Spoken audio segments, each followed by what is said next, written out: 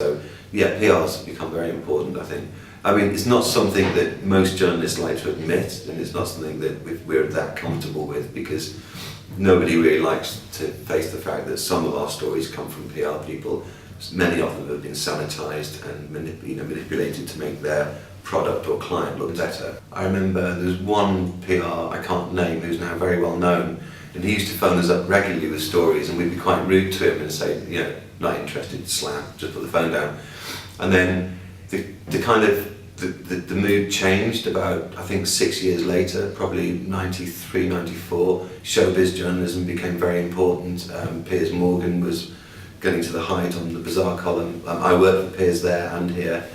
And the same guy, I had to phone him up about a story about one of his clients.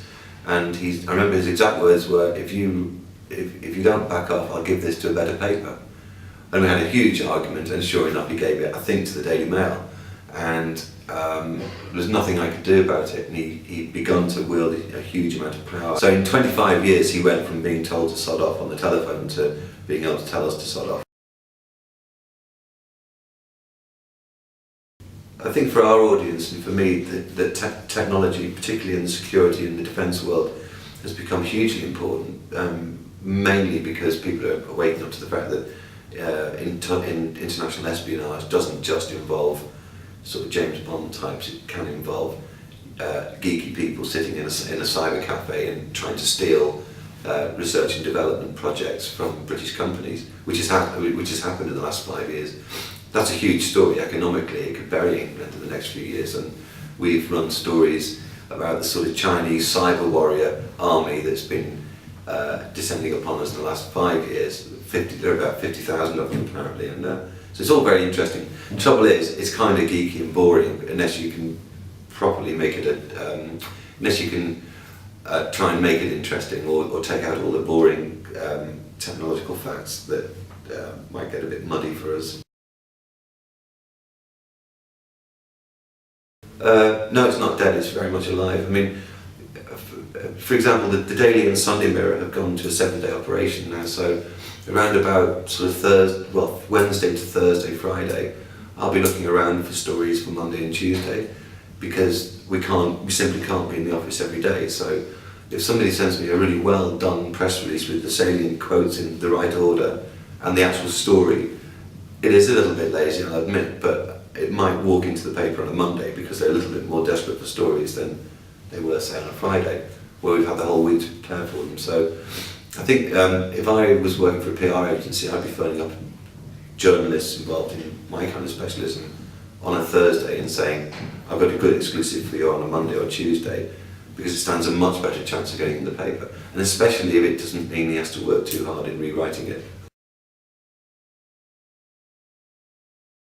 It wasn't the biggest story I've worked on, but the best PR gaffe I came across recently was there's a very high-ranking officer working for one of the services at the MOD, and this happened in the last 5 years, to say he's kind of almost unidentifiable now. But I had to phone him really late at night about, I'd been told that a certain battalion had lost something like 8 of its key soldiers because they'd failed a drugs test. They'd done one of these compulsory CDT tests on their way out to Iraq.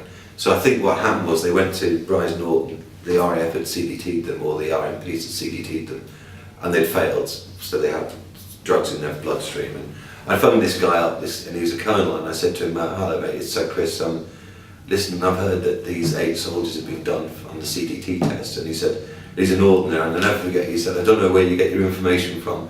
I'd love to have a look at your black book, but you can tell your contact, he's got it all wrong, it was 12. And which of course is a much better story for us. And in saying that, it stood the whole thing up. And you know, I felt a bit sorry for him, but I mean, he was shockingly naive. And I think that I mean, yeah, we ran the story, we can't not run the story, but I think that kind of exemplifies it sort of perfectly identifies the problem is that unless you're kind of a little bit savvy on the media, like PR people should be, and journalists are, you know, you've got a guy who's been in the services all his life, he's been cosseted and protected by the ranking system, and it's meant that when the MOD put them in the front line against people like myself, you have to, without any proper training, in my view, it means that they can make mistakes. We would have got the truth about the story in the end anyway, but he might not. I mean, if I'd been less scrupulous, I could have quoted him, and that would have been funny, and he probably would have lost him his job, but,